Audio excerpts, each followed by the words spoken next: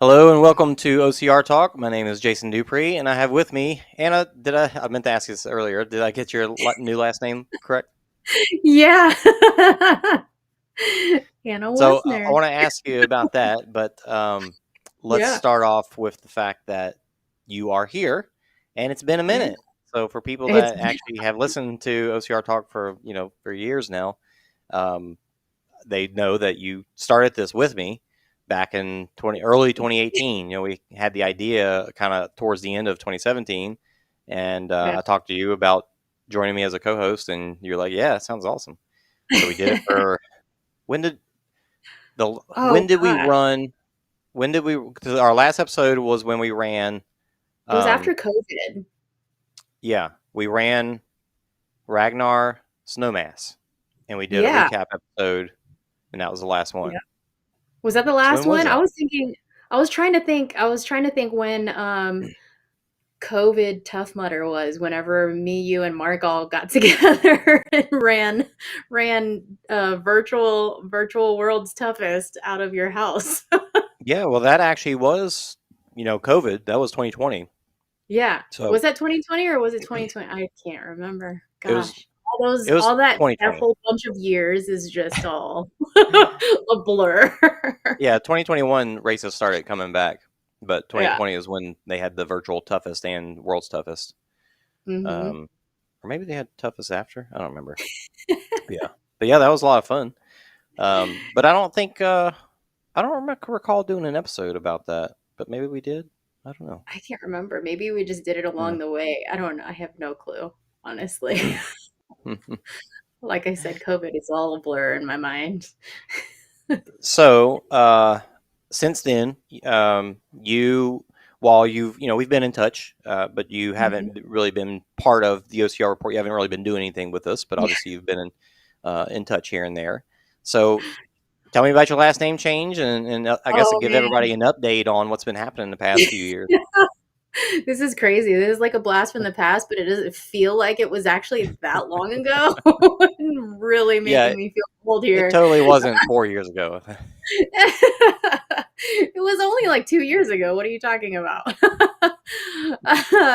Yeah, I felt like honestly, I felt like after COVID, and like after racing stopped and we had like a few races here and there, it really just like stopped for me, like the whole racing and training and like I'm sure I'm not the only one out there that felt that, but um, you know, training completely changed. I mean, I was out here in Colorado. I had access to wonderful, beautiful trails, which was amazing. I'm sure you realize, like this weekend, those trails humble you real fast. So, yeah, and then getting used to that and getting acclimated to the altitude and everything, and then found a new career path. Ended up getting into opening up surgery centers. Weirdly enough, yeah, that's where my nursing career has taken me, which is really, really interesting. Has been actually a really fun business opportunity. So that's been a Well, really before I forget the questions I want to ask, because I would love yeah. for you to like tell your life story and then me go back, but I'll forget what I want to ask. So let's start with the Colorado and the trails. Uh, Yeah. you said it took a bit to get acclimated. Living in the foothills, Hmm. Denver is like 5,200 feet, like a mile up, and the foothills are a Hmm. little higher, right? Yeah, I'm still lower than like 6,000 feet, but like Mm. I'm probably at least 500 feet above Denver and Lakewood. And then, so whenever Green Mountain is probably the closest, like mountain park to me. So I frequent those trails pretty often. And, that climbs up to a little over 6,000 feet. Mm. So it gets pretty up there. And then like there's this fire road that we like to do our incline training on. And it's literally just like a 18 to 20% incline for like a mile straight up. And no matter how many times I do that, it still does not prepare me for for any of John's races. It's crazy. Well, how long did you think it took you to acclimate to just day-to-day life, to not wake up and be like, oh, I was breathing heavy during, going to sleep, or like the normal stuff that you get when you travel there? Yeah, well, so like day-to-day life, I feel like driving here and moving here, it didn't take me long to acclimate because like luckily, we stay pretty fit. Um and so day-to-day life probably not long, but then my first few trail runs out here, oh my gosh, I was like, what do you mean I can't run a 7-minute pace on the trails? This is ridiculous. So I'm like, what do you mean I can't run on these stupid rocky inclines? Are you kidding me? So that humbled me pretty quickly. I think there one of the first like long trail runs I went on out here, I had planned like an 8-mile route on this trail whenever I was living closer to Golden, and so I was at White Ranch Park, and I had planned out this 8-mile route, and I'm like, 8 miles, I could do that like before work back home in Louisiana, right? Like I was consistently doing 8-mile runs in my neighborhood. But the 8-mile route I had planned, I was like, I'll be okay with just a handheld. I've ran like a half marathon distance without ever needing to carry any water with me, right? So I go and I ran this route on this trail. I took a wrong turn somewhere. The storms start rolling in because it's like summer-ish time.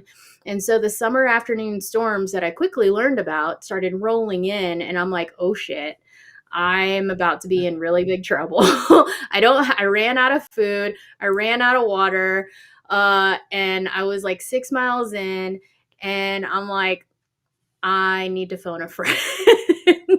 So I had to run to the upper trailhead and call a friend and tell him to come get me because I'm Oh, like, wow. I don't know where I'm going. I'm not familiar enough with this trail, and I was really stupid and overconfident and didn't like load the route onto my watch or anything.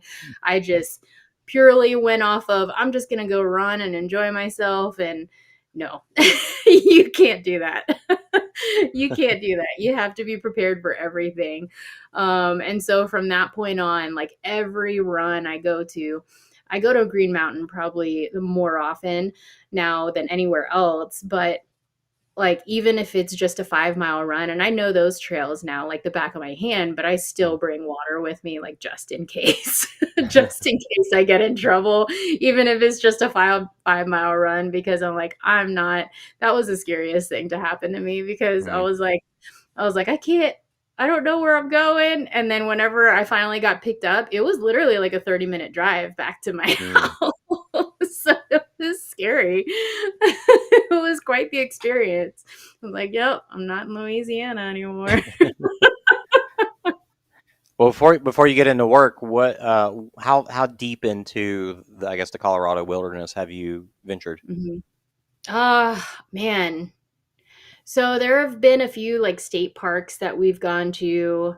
Um, I've gone to a couple of the 14ers. I did Bierstadt by myself once. Not too long ago. I want to say that was like last year.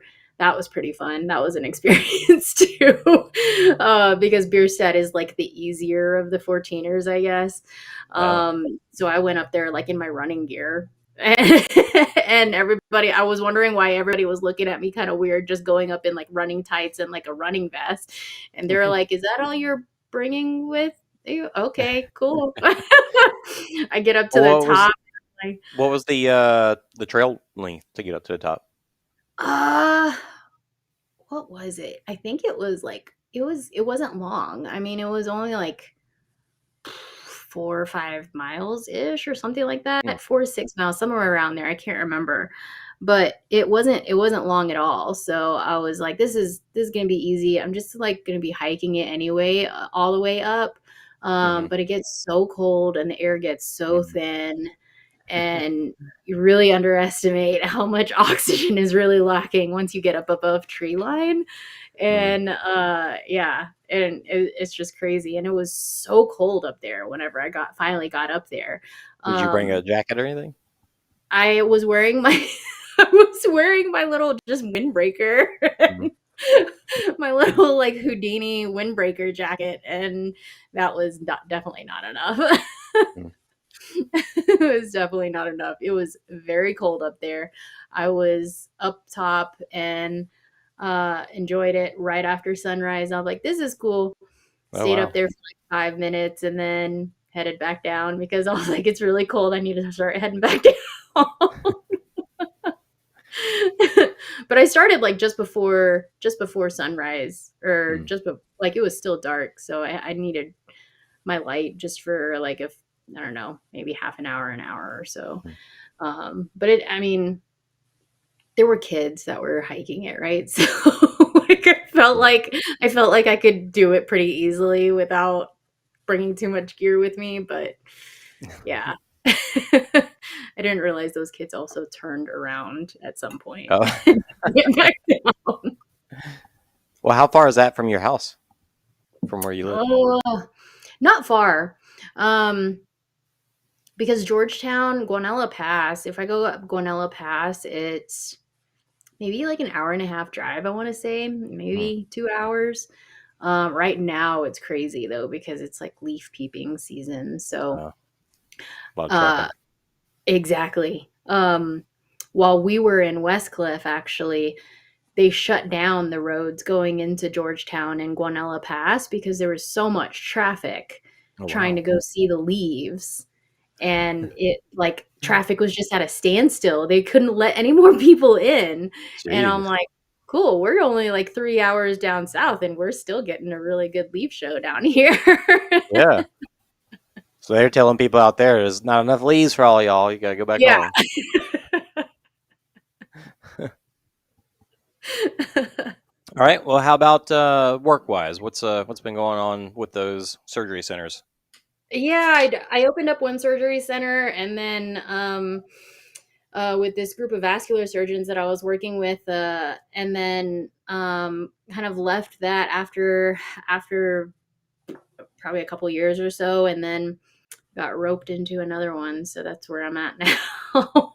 Got roped into another, opening up another surgery center. So yeah, it's interesting. It's interesting. I never thought like my nursing career would take me here, but it's been fun. It's been fun. It's been like really cool getting to like build a team from the ground up. And yeah, it's weird because I had worn my OCR report hoodie to work one day, and one of my nurses was like, "What's all that about?" I was like, "Oh, it's just something I was involved in once upon a time." She Googled it, right? Oh, She nice. Googled it, and she was like, "Whoa, like you were into some pretty heavy stuff." I'm like, I mean,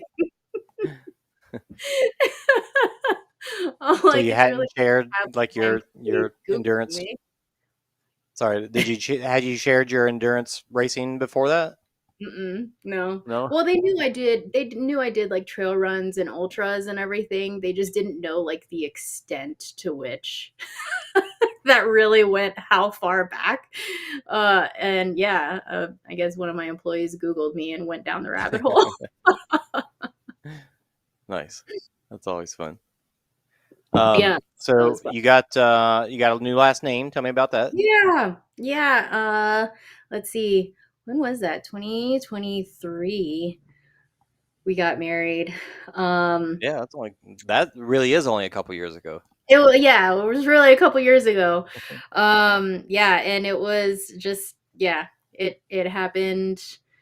We were like, hey, you want to go up like Boreas Pass? And Boreas Pass is like this mountain pass that goes pretty much from Como, like right outside of Fairplay. And it's like this dirt gravel road that goes into Breckenridge. So it's really Mm. cool. It's a really cool mountain pass. Actually, one of John's races went along Boreas Pass. and so I thought that was really cool. But it was gorgeous, and like we literally just started driving up the mountain pass, and we were like, "This looks like a cool spot." So just got married in the mountains. Nice. Yeah. That's awesome. Yeah, and it's funny because he used to have a CrossFit gym out here in Golden. He Mm. sold it a few years ago, and he used to be a sprinter in college, and he's like, "You run Oh, far too long for far too long." Like he's like, "If I'm running for longer than 48 seconds, that's much too far for me." that's funny. So complete opposite ends of the spectrum. Yeah. So does he ever go on trails with you anymore at all now, or is he still like, no, I don't want to run no more than that? He doesn't run. No, he doesn't Mm. run the trails with me. He actually he went down to Louisiana with me whenever I first attempted to do the Lugaroo 100. Whenever they Mm. still did the 100-mile option, so he went down to Louisiana with me and tried to crew me at that. And like I really wanted to keep going, and there was one point at which like I really had to stop because I realized I had done like all these laps. I think I did like 2 or 3 laps, and I realized like I hadn't peed the whole time. Oh, geez. and and And those then are whenever 20-mile laps too. So if you hadn't yeah, done three of them, that's hours. exactly. Yeah. Yeah, and so I was like, I might be in trouble. But then I was like, one of my other friends, Ashley, was there too, and um, she used to work for Acadian Ambulance. And I'm like, Ashley, it's fine. Can you like just call one of your friends and like tell them to come and give me an IV, and I'll be fine. I'll be fine. I can keep going. Is that legal in that race? I don't know. I don't know. But Brian was like, you're delusional. I'm bringing you to the ER." So I got to see the inside of the ER in Ville Platte, Louisiana. No. Well, how'd that go? Did you were you in a serious condition? Yeah, I was definitely in the beginning stages of rhabdo. I Oh, think my CK was like something above 10,000 or something like that. hmm. They had to give me like 2 bags of fluids, Oh, and geez. like I started like I was talking, apparently I was just like talking out of my head. I was hallucinating mildly, which I'm kind of used to mild hallucinations during ultras, right? But like Yeah. yeah. Um, but my whole body was locking up too. Like I couldn't Mm. walk inside the ER. He had to like wheel me in, and still I was like, it's fine, just like tell them to give me some fluids and then we'll go back and then I'll finish the race. I'm like, at least if I finish before tomorrow at this time, I'll be fine. Still counts. Well, how so yeah, so how long did you stay at the ER? It was a few hours. It was a few hours because the ER doc didn't want to. She wanted to admit me into the hospital, Mm. and I was like, "Look, we're in here from out of town. If it makes you feel any better, I used to be a critical care nurse, and like I know how to take care of myself." Did they trust you? And then they let me go. So that's all you gotta tell them. They let me go. I told her exactly what my plan was too. I told her Mm. exactly what my care plan was too. I had it all planned out. I was like, "Look, I've got friends that will come give me IVs whenever I get back home. I can run my blood work. I'll go see my PCP whenever I get back home to check my labs. I promise I'll do this, this, this, and this if you just let me go." I could have swore you had told me you had like a leg or a hip issue during that race. I don't recall hearing about that part of it. Well, maybe that was the first time. That was the first time because I think I went down Oh, you two did it a separate. second time? Yeah, I think I went down Okay. like 2 separate times. I went down 2 separate times, but yeah, I did have like a leg, or no, it was like a piriformis issue that I was dealing with too. Mm. Whenever I first moved here, um, I went to this um, I went to this chiropractor that like specialized in gait analysis and all that stuff, and Cool. um kind of worked with them for a little bit and like saw some pretty good improvements in my running and my trail running and everything, which I thought was pretty cool. So yeah, that was kind of cool. But then like I don't know, I haven't seen them in a while. It kind of fell off.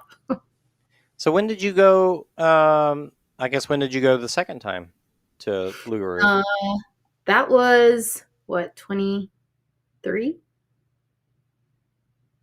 Yeah, I think that was or 22.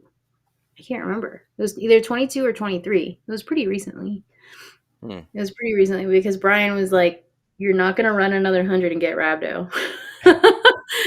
So like this past weekend, he was like, "I'm not gonna be there to take you to the hospital, so don't make any stupid decisions." So the first time you ran Lugaru, you got about 60 miles, right? I think so. Yeah, yeah. What'd you do the second time? About the same. Okay. Yeah, yeah.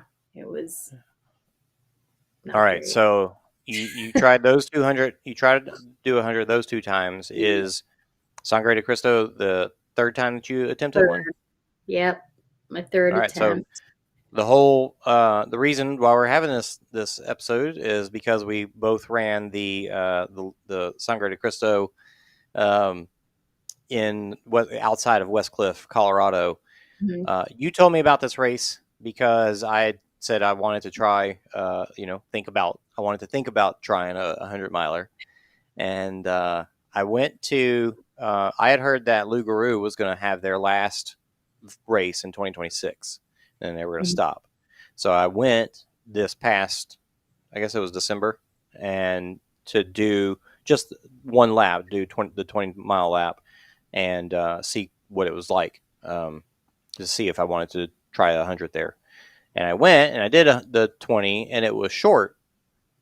And even my Mhm. watch was way shorter than everybody else's, but even everybody else's was like at least 19 something. It was, like Mhm. not 20. Nobody was getting over 20. And I was like, well, Mhm. I don't want to do 100 if it's not going to end up being an actual 100. I don't want to finish with 99.5 miles. So I reached, I guess I just mentioned it. I don't know. And you told me about this one. And I was like, Yeah. I mean, sounds like a great place to do it. Sounds beautiful. Um, so yeah, Sangre de Cristo, put on by Human Running Performance, right? Human Potential Running Series. I said it way off. Human Potential Running Series, uh, created by John LaCroix, right? Uh-huh. Yep.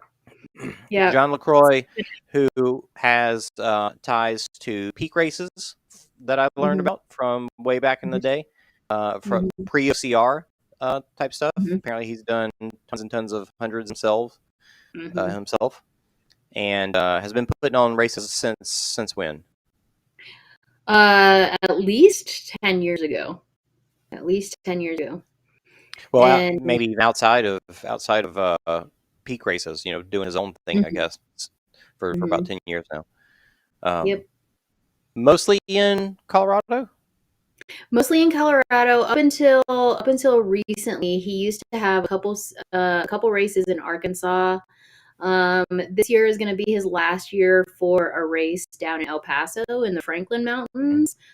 Hmm. Um, and I think I that's might have to it. look into those. Does he still do any in Arkansas? No, no, he sold Hmm. those. He sold off the ones in Arkansas because logistically they were just like really too hard to manage and too hard to get Hmm. to. And then, as you probably figured from this weekend, like a lot of his races are very supported by volunteer efforts. It's a Hmm. very grassroots organization, so it would depend heavily on volunteers. So it's just hard to coordinate volunteers if you're that far out of state. Right. El Paso's not bad. I think it's like a 10-hour drive from here. Hmm. But he is going to be giving that race series back to the community, and so he's Hmm. going to be selling that race too. So this year will be the last year for that race. Do you know when that one is? I think it's in January, I believe. That sounds like a good time to go run anywhere in Texas. Yeah, I might have to exactly. look into that one. Yeah. I heard it was awesome last year. They have a couple different they have a couple different options too. They have like a King of the Mountain, King and Queen of the Mountain um, competition where you just like go up and down as many times, Mm. I think, as you can. And then I think they have a couple different distance options, but I haven't done that one. I heard it was really pretty, and I heard it was pretty cool. Um, but yeah, it'll be the last year for that one, at Okay. least Yeah, underneath. I'll definitely look into it and see. Yeah. All right. So this race, Sangre de Cristo, is in about an hour and a half south, maybe a little more, of Colorado Springs. Hmm. Along, what's that mountain range called? San Juan's. I told somebody San Juans, and they disagreed with me and said San Juans are like where like Durango is. It stretches down there.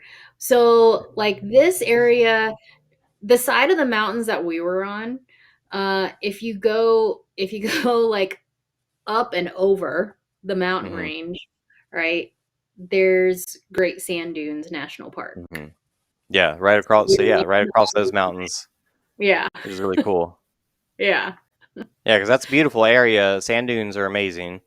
Yeah. The mountain, like I've been to the sand dunes a couple of times, and just seeing the mountain range behind them, they look amazing. Mm-hmm. So Alamosa over that way, but Yep.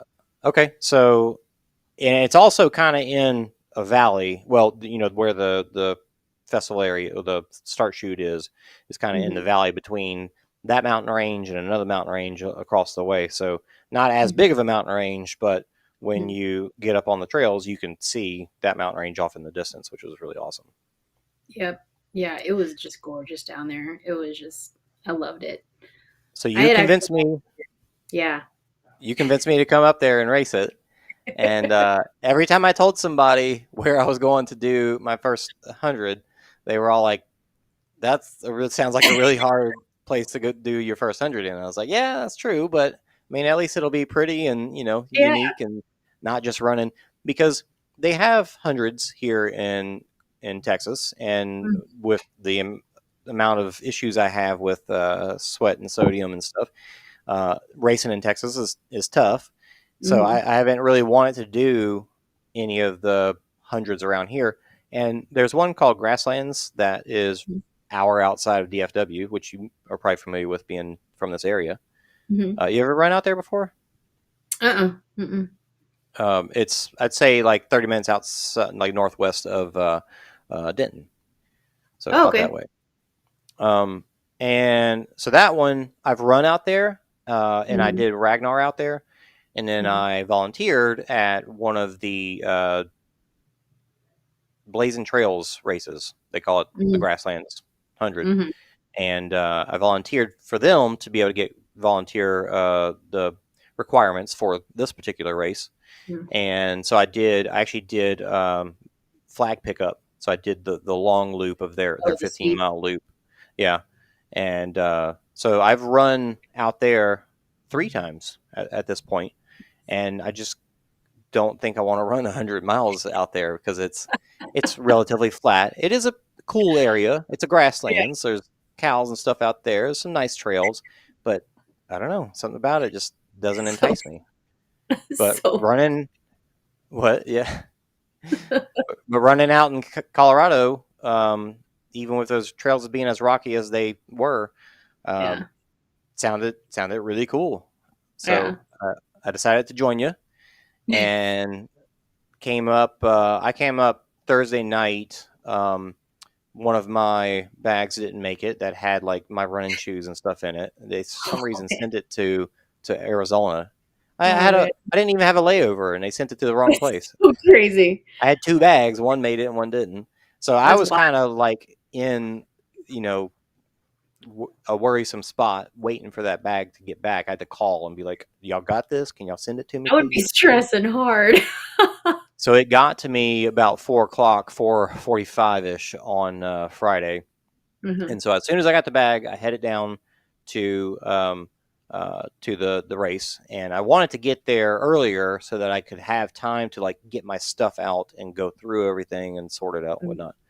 I probably packed too much stuff, I'm sure, but when I got there and I was doing all that, like you showed up whenever I was in the middle of doing all that, and I didn't Mhm. get done till 9 o'clock, and Mhm. chatted with you guys a bit before I went to bed. And honestly, probably would have liked to have gone to bed a little sooner than that, but Yeah. I do have some pictures and the course map. This is we're kind of a bit more high tech than we used to be for OCR Talk. We were just OCR Talk using. has stepped up its game. Well, we're getting to borrow from all the things I've done for OCR Report. This Yeah, book there you bag. go. Yeah, I'm wearing. I don't know if you noticed, but I'm wearing the Yeah, I Sangre de saw Cristo shirt. So, I'll start off by saying that I didn't finish, and you didn't finish. So we'll just Yep. preface it with that. But Yeah. some good stories along the way. But Yep. just to show, this is the mountain range as we drove in. So this is, like I said, it was getting dark, and on the way in, it was just very pretty. Typical Colorado, just looking beautiful. Mhm. And then once we got to the venue, this was the start shoot set up. And I think that was from that night, while we were all just chit chatting and stuff. Mhm. And then that morning, we got up and got ready for the race.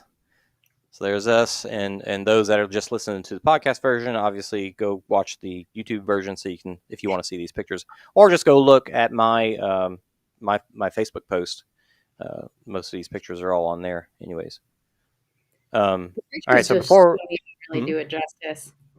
yeah, oh, of course not. They're still They're beautiful, stuff, and I right? know people that saw the pictures were like, oh wow, that's awesome looking. But yeah, it never does it justice. Now, before we show more pictures of the race, let's talk about the course itself. I Mhm. have the course map right here. So this is the 100-miler map, and I'm gonna zoom in to show some stuff here. I'm curious. John does his race briefings, and he Mhm. has like graphics and stuff pops up. I'm curious if he uses VMix or if he uses just like OBS or something. I need to I don't ask him. know, 'cause he has, like, his little soundboard that he uses during his race debriefs and everything. Yeah. So there's their logo, Human Potential Running Series, and the Sangre de Cristo Trail Festival. And it's cool how they call it a trail festival, not a trail race. Mhm. They don't crown any winners. They celebrate people's finishes, not Yes. who finished first, which is really neat. Yes. They do celebrate who finished dead freaking last. So they do Yep. give out an award for DFL, I which need is to pick cool. up my award. Oh, you got yours for the No, I 50K? didn't realize it until I saw the email that went out. I was like, "Hey, wait a minute. He owes me a bottle of wine and I need to pick up my award." That's funny. All right, so the race started down here in Music Meadows, and this was a cool field, and you could see the mountain range right in front of you. It was really pretty. And then we head up this little road and cut up all the way up this mountain to Music Pass. And this was the first part of the race. It was 4 miles up, 4 miles back. So you do Mhm. this out and back, and this is the part that was the highest elevation. So it took us from 9,000 something feet to 11 something. Mhm. Yep. It was like 9,000. You started at a little over 9,000 feet, and then you climbed all the way up to a little over 11 and a half. Yeah.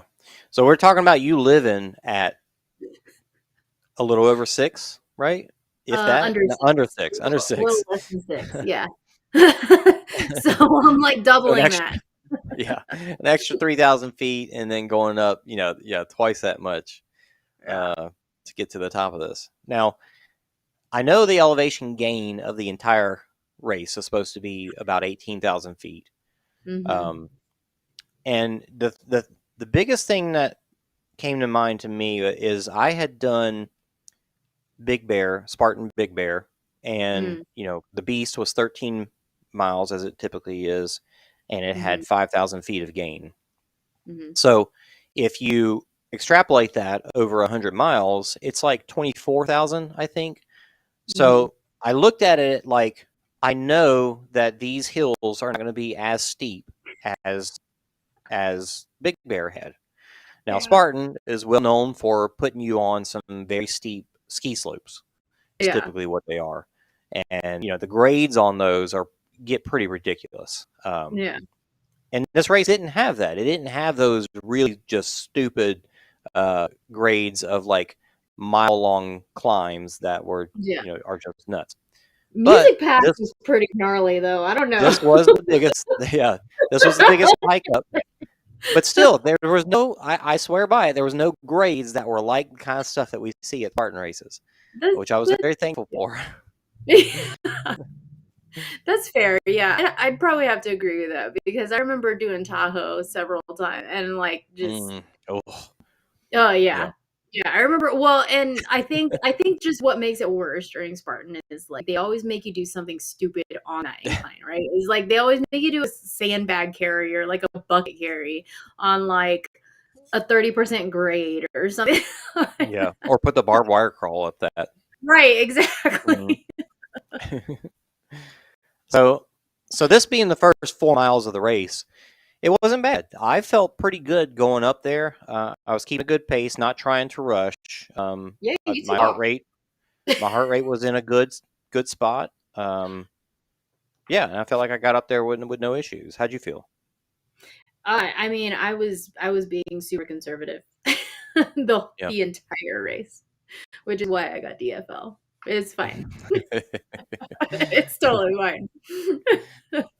Now, when I came down, I ran, but I didn't like bomb it because it was still dark too.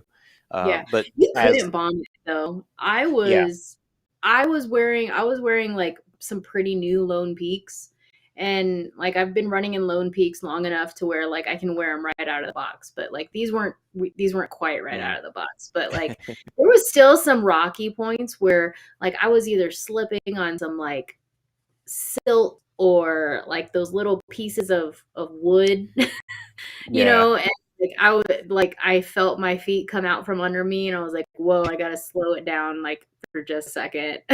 Well, this whole that is one of the biggest things about this whole trail is just that it Mhm. was very rocky, and Yep. a lot of that rock is loose rock. Yep. So it Especially was going very hard. yeah. Hard watching your feet. Like, Yeah. you run in a dirt trail and you trip over a root and you fall, not that big a deal. But if you trip on a trail like this, you could seriously injure yourself. Oh yes. I actually still have scars from whenever I first moved out here. And I went head over heels Oh tumbling down God. the trail. And yeah, I still have scars on my knees from tumbling down that trail because, like, I mean, whenever you trip over it, it's like it's granite rock. So Yeah. it hurts. Yeah. When I was in England over the summer for World's Toughest Mudder, I was running this trail up in Scotland, Mhm. and I was bombing down a very grassy, wet trail, and I Mhm. tripped, and there was like one rock, and my body went into some tall grass, but this Oh, one man. rock hit my knee, and it's like I was worried I really injured myself. The rest Yeah. of my body was fine because it was like cushy, but that one dang rock, and that's all this trail was nothing but rock. Yeah.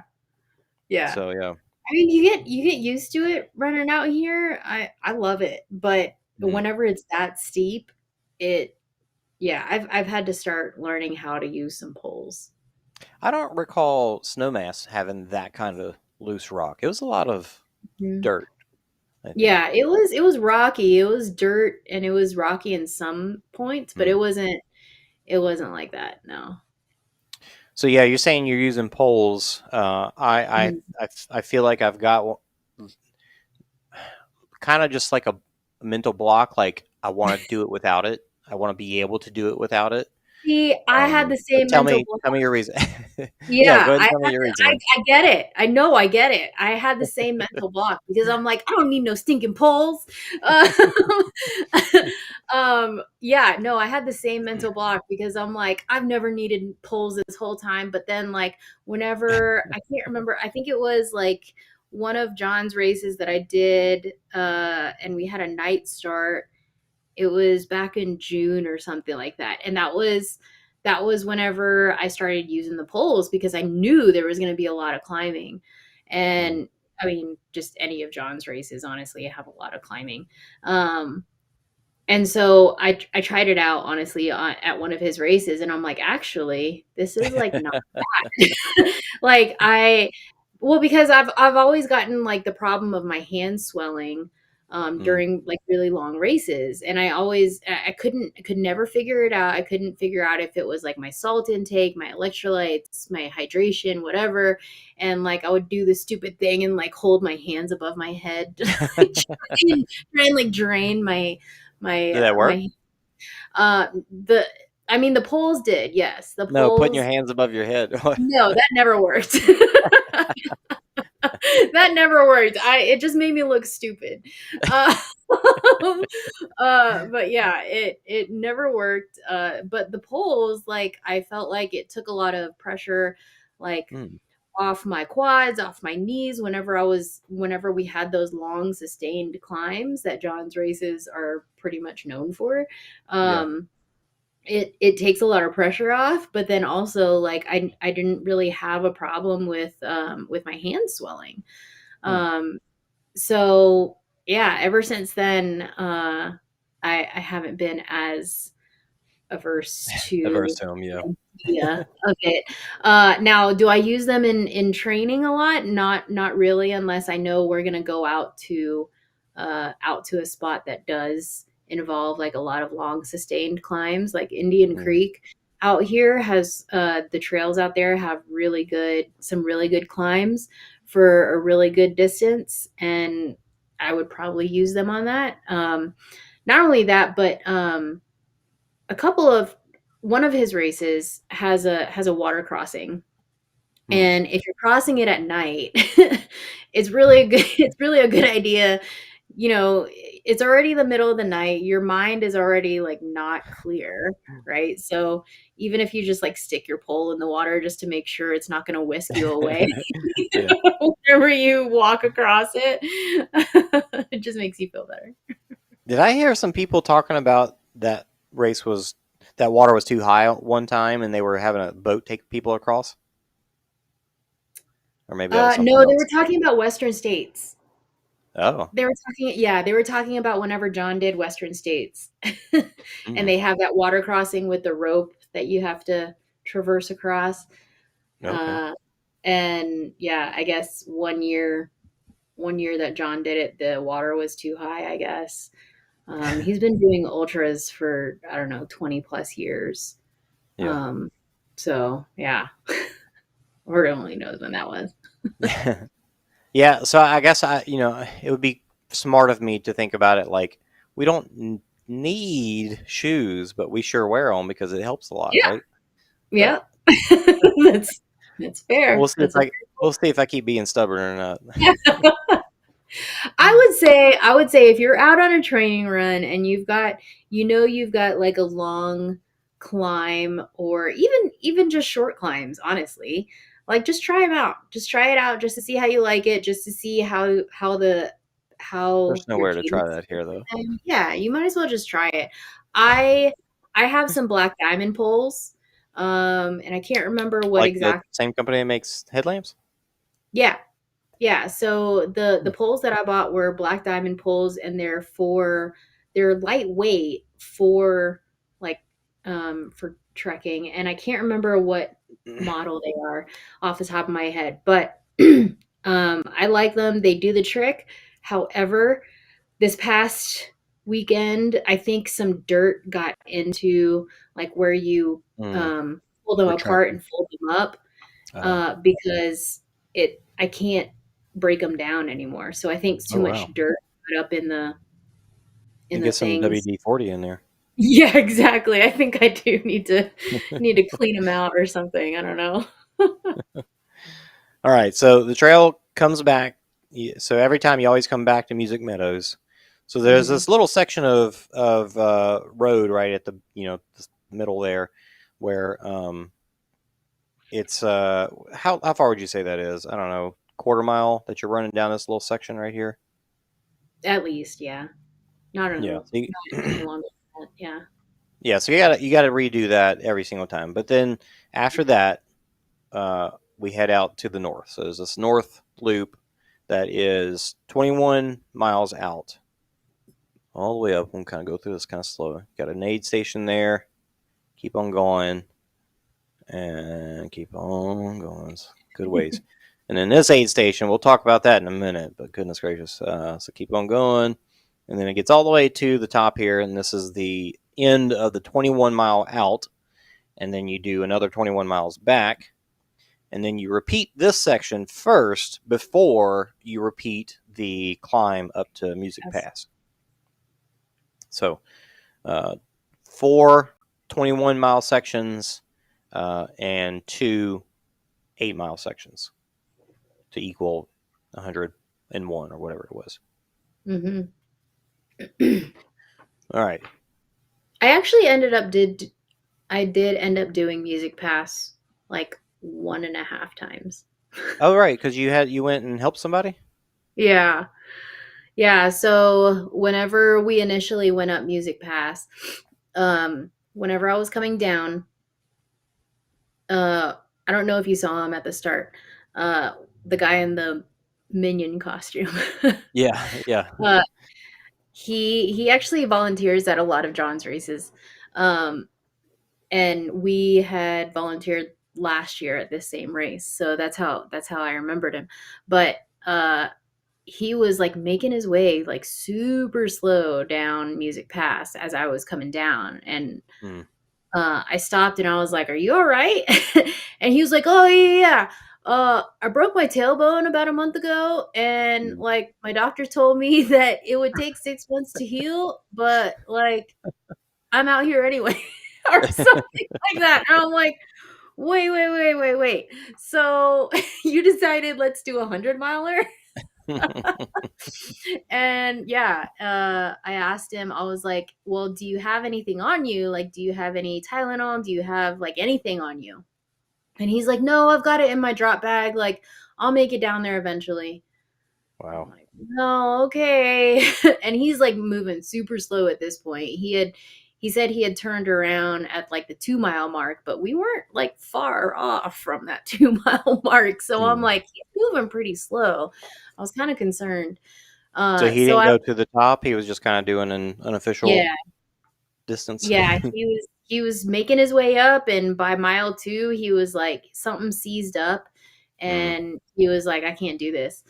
So he turned around and started headed back down.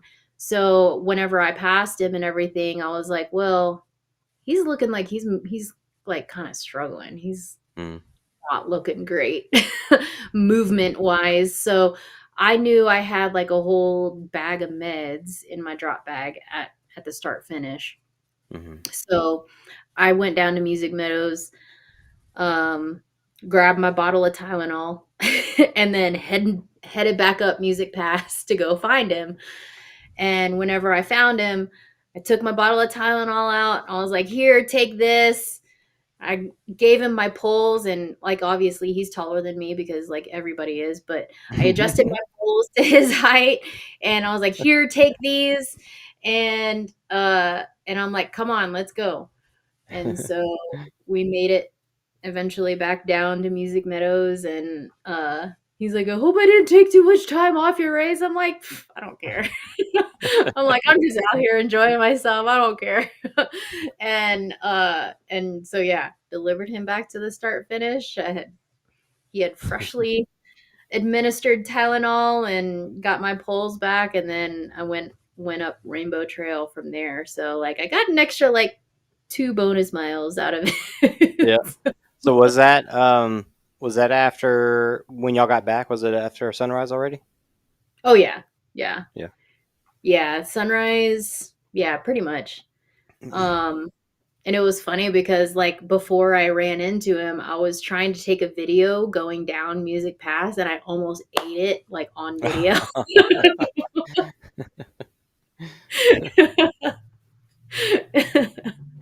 But yeah, after that I was like, I'm just gonna enjoy the day. I'm just gonna enjoy my day out here and just do what I do my thing out here.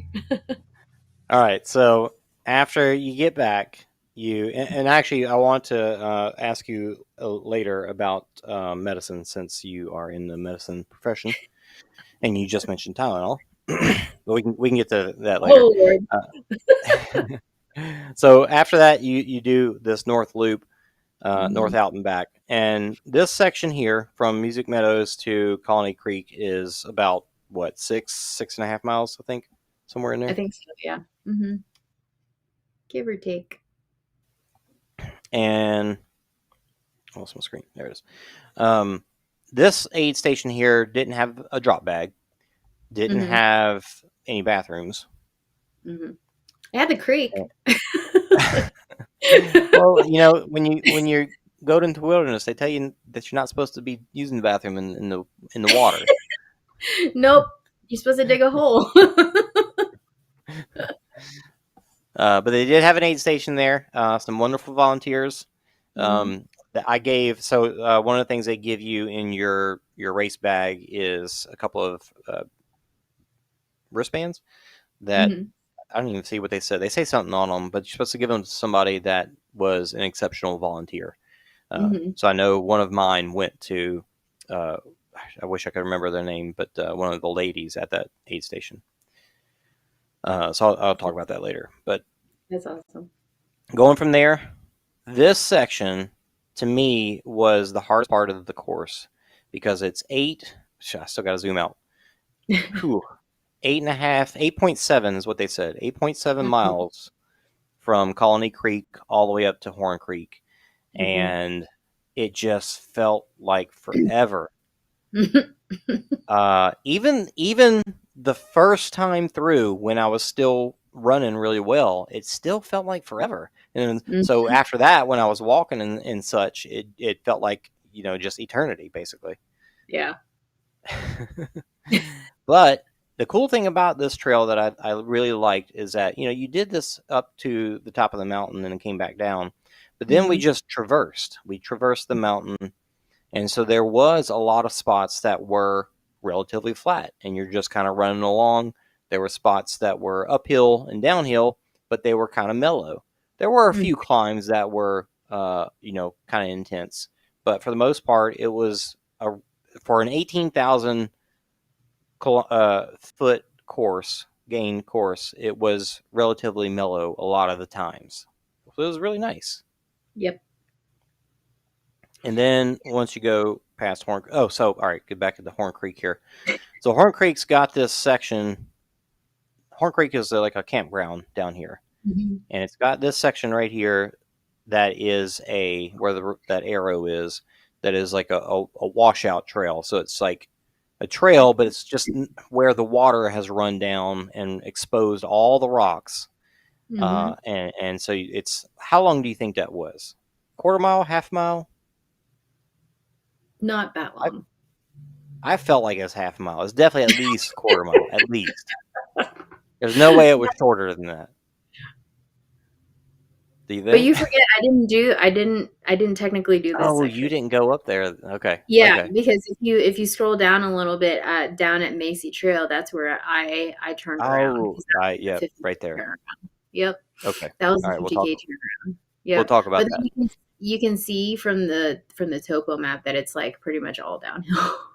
Yeah, yeah. It's very steep and extremely rocky. Like the rest of the trail is pretty rocky, but this spot is the most rocky. Mhm. And up here, when you get to another 6.5 ish, I think, miles up to Venable, Mhm. Up to kind of same Venable. thing. So Yep. where that last X is, and you go down, not quite as long as down to Horn Creek, but basically the same thing. Down a hill, rocky washout. You Mhm. just got to be extremely careful. So it was tough. And so that's the course. So you run up, come back. So you pass through this stupid up and down twice on the way out, and then twice again on the way back. So, so that's the I course. told John after the race, I was like, you have quite the talent of designing a course that makes you climb up to get down to an aid station. Right. And he's like, yeah, that's on purpose. When you originally told me about a 100 miler in Colorado, I thought for sure that it would just be like a one long distance thing. And then when I found out that it was actually two loops out and back, that Mhm. that concerned me, but also I don't know. It's like, well, like any lap race, you get this sense of like, oh, I've been here. I'm Mhm. comfortable with it. I know what my time should be like. So Mhm. there's pros and cons to both. So it Right. wasn't what I was originally expecting, but it was still cool. And one Mhm. thing I love the fact that it was the hard part. I say the hard part, but the hard part being the climb up and down got done at the beginning and at the end. So you didn't do it twice in a row. Instead, you Right. did this long stretch traversing the Yeah. mountain twice in a row. And very runnable sections in that 21-mile Yeah, out and back. Yeah. absolutely. Like I said, traversing the mountain, it was. So actually, Yeah. I'll show some pictures here. So we'll go back to us at the start. And then this is me after my first up and down to Music First music Pass. pass. So I was eating some food. I had my nice headlamp, as you can see there, and I had a few extra black diamonds.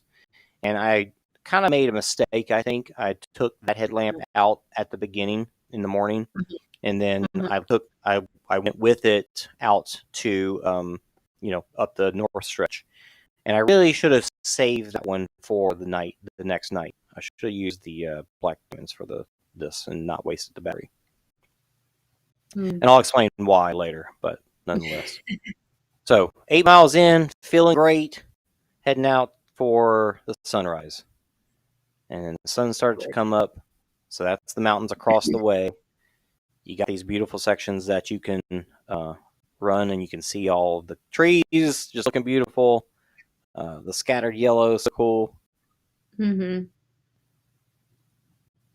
And this is kind of like what you're saying, like it's relatively flat, Mhm. That's runnable near sections. Colony Creek. What's that? On the If way I'm to Colony Creek, yeah. Yeah, I So think that's on the way. this is still before sun even rose all the way, Mhm. and you can see the whole valley out there. So cool. Yeah. Yeah, so cool. Did not So know there was Amish country out there. yeah, that's pretty wild.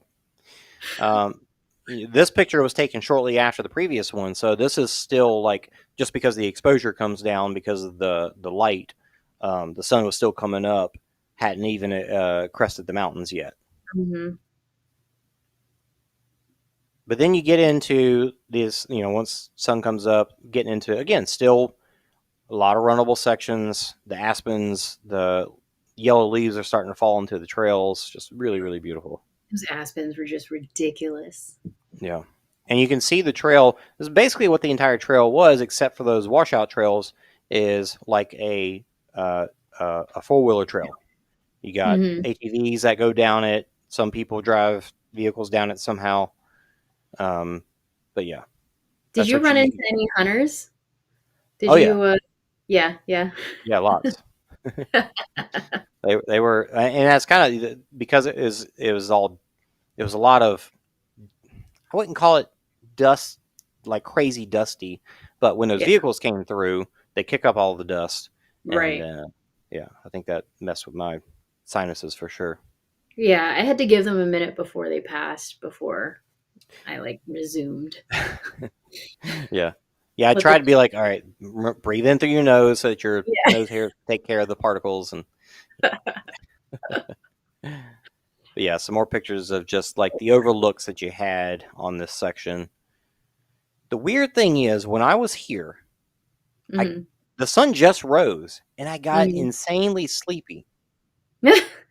Like I was That may struggling. have been the altitude. I think so because Yeah, normally that time of morning is good for me. It's not like it had been 4 or 5 hours; it had only been yeah, 2 to 3 hours, yeah. and yeah, I was struggling. I was kicking every rock that I crossed, and I was like, I knew there was something wrong, and that's why I started to worry because I'm getting this sleepy. I had a headache, and I'm kicking all these rocks, and I'm almost tripping way too often, and it's like this is 10 miles in. This is way too Yeah. early to be having these issues. You Still know got a what's long way funny to is, go. every time I fly, or every time I drive up to the mountains, I get the same thing. Like, I get really, really sleepy all of a sudden. Hmm. And then I just if I'm on a plane, I'll just fall asleep. But yeah, whenever I'm driving up in the mountains, I'll get the same sensation that I'm like, man, I'm just so tired. So that's something I can work on and figure out. But we, as you go through the valleys of the mountains, you cross over lots of creeks like this. Really pretty. You can always hear like as soon as you get on them. It's so funny. You don't hear them for forever away, and then like you get within 10 feet, and it's like, oh, there's water right there. Yep. And then just more views. Like this was cool when you got out far enough to start to see the peaks of the mountains behind all this stuff. Yep. That was really neat. So pretty. Lots of color. I think that's just a zoomed out version of the same picture. This is just to show the trail and then kind of what we're running, and you can see right there. This is a kind of a nice section. It's mostly dirt, some rocks, but not too crazy. And there's one of those. Seeing the snow on the peaks behind us was so cool. Just insane. Like yeah, it just looks like a whole another planet sitting up back Yeah. there. It's crazy. This was a nice little downhill section that kind of had like this little open spot. I don't know why, but it was like maybe where trees had been cut and they hadn't been grown back. But yeah, that was pretty. That's not Colony Creek anymore. That's out past Colony Creek. I think you're probably right. Yeah, I think so. Yeah, you are right. Actually, it might even be on the way to Venable, past Colony Creek. I was gonna say that looks more like it's on the way to Venable. Now, it took me basically till just after dark to get back to Music Meadows. So yeah, some of these pictures could be even me on the way back too. Mm-hmm. And there's more of the creek crossings. And then as the day went on, the leaves gathered on the floor, the trail floor, and so that was really cool looking too. So pretty. Some of the sections were more pines, so you get this kind of just like bare and open space. Mm-hmm. But you can kind of see here, some of this trail was a lot like this, where it wasn't a flat section. You're on the side of a mountain, so you've got hills that right above the trail. There's hills that go up, and then right beside the trail on the other side, there's hills that go down. And so if you trip off of if you were to trip and go left or whatever way the downhill is, that wouldn't be fun. Lots of bear poop too, actually. Yeah. Oh my gosh, that was horse. There was horses on the trail too. Oh yeah, there was those horses on the trail. That was interesting. That was interesting for sure. That's how dirty my legs after I got done was. Your obligatory feet pick. Yeah. This is after I left the next day. Just looking at the mountain range from where we were. Just one last look at it. It was very pretty. But anyways, so let's see. Where do we want to start here? Why don't you go ahead and share your adventure up to where you decided to turn around? Yeah, no. So, pretty much after that whole episode with helping that guy down Music Pass, well, first I should probably preface this with like the previous 2 months leading up to this race were not ideal as far as training goes. We were incredibly short-staffed at work, and there was probably a good solid 2 months where I was working at least 60 hours a week. And I went to my boss and I'm like, I am really freaking burnt out. I don't know how I can sustain this anymore, because there was one day that I came home from work and I had like leftover pizza from dinner whenever I got home, and I like literally was just crying into my pizza because I was so tired from work. And I'm like, I had joined a new gym that was pretty close to my house, pretty close to work. And one of the members at the gym was training for the Leadville 100. And I talked to my coach, who's like the owner of the gym and everything, and I was like, man, I'm really thinking about like dropping distance for this race, because like life has just been lifing.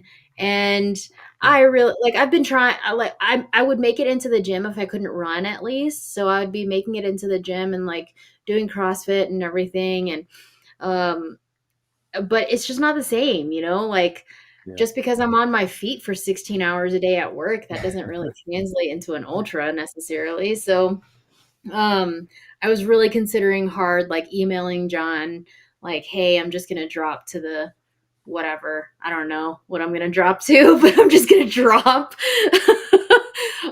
Because I haven't been able to put in like a solid training block in like 2 months. And I just don't feel good about it. And but then leading up to it, I was like, you know what, like work's calming down a little bit. We're able to hire a few more people and take the load off me a little bit. And so um I was like, I'm still gonna go down there. I'm still gonna go enjoy my weekend down there. It's my weekend away. It's gonna be like my weekend to go out and enjoy the mountains, right? Mm. Because that's what I love about living here. It's just like I can just go drive and camp out in my car. Yeah. Um, and so I was like, you know what? I'm just going to go enjoy my weekend. That's all I'm going to be focused on. I'm not even going to be focused on like what I'm going to do. If I get out there and I feel like this is what I'm feeling, then I'm just going to turn around whenever I feel like turning around, and that's going to be it. No pressure, no, you know, nothing. Nothing. Whereas in the past, like I would have really put a lot of pressure on myself, and I would have really beat myself up for like, you didn't finish this 100 miler, you signed up for this, you didn't finish it, blah, blah, blah. And, I would have really put a lot of pressure on myself in the past about it. But you know what? I was like, no, I'm just going to enjoy it. I'm going to enjoy like the beautiful sights. I volunteered at this race actually last year, and one of my friends that I go trail running with a lot got her buckle at this race, and I was super proud of her. I was so proud of her, and that's what inspired me to sign up for this race for my 100, because I was like, yeah, that's awesome. I'm going to sign up for it, and I'm going to have so much time to train. Which didn't happen. And so, yeah, I just went out there and enjoyed myself, honestly, because um, actually after COVID, whenever I was racing a lot and racing really heavily, there was a lot of times whenever I was putting a lot of pressure on myself, Mm. and like that was not a great headspace to be in. And I didn't realize that until I tried to do a race out here, and I tried to do way too much at altitude, and I was like, "Oh crap. I can't do that at all." So I was like, "You know what? It's cool just being able to do this kind of stuff." So like I'm just going to enjoy myself. I'm just going to go out there and enjoy the day. Did my good deed for the day. I'm going to So go. you got humbled enough to make you realize you need to just enjoy it instead of being so Totally. hard on yourself. Totally. Totally. And like just so much stuff has happened like over the years, to where it's like it humbles you really quick, to where it's like, you know what, just enjoy yourself. You get to do this stuff and go out there and get to do this stuff and go out into the mountains and go see all these views and go be with all these people. Like just enjoy it for what it is. Yeah. And so that's kind of the mindset that I had going into it. I was just gonna go out there.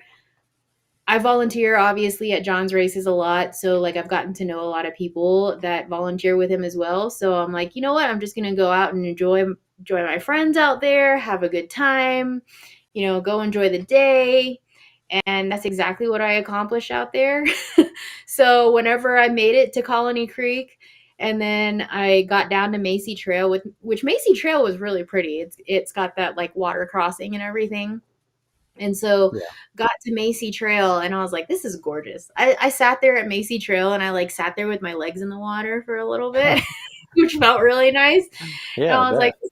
this is really awesome. And then I'm like, okay, I guess I'll make my way back. Yeah, so there was a turnaround sign right there saying Yep. 30, 50K turnaround. Yeah. And the rules of the race is that you can, as long as you turned around at the right spot, you were Hmm. allowed to drop down to whatever distance that was, and come back to the start and stop. Yep.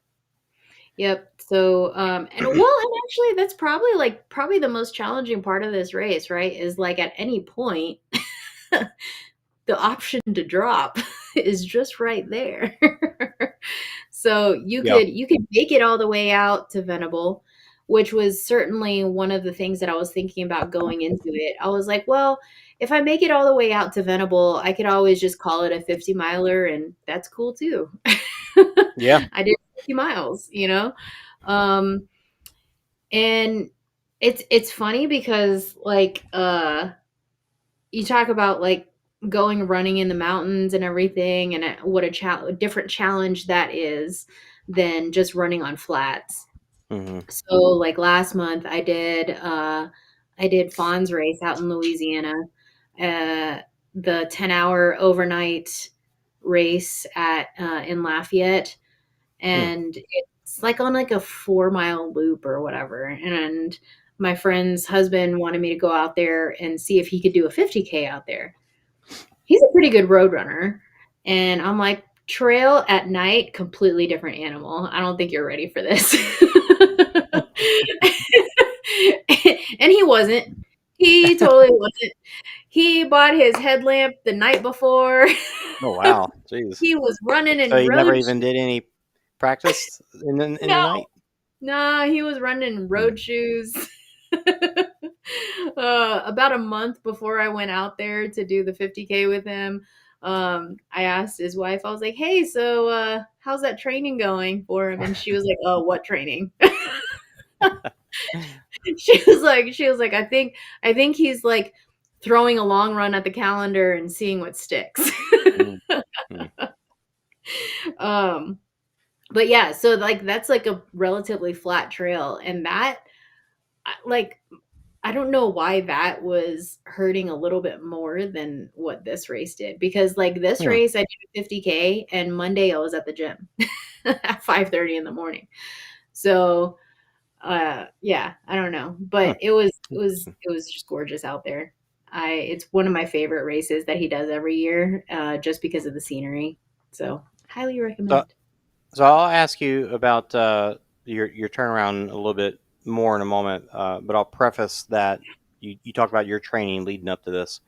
Hmm. My training, because I decided to do this, and I knew I wanted to put in the effort to try and make it happen.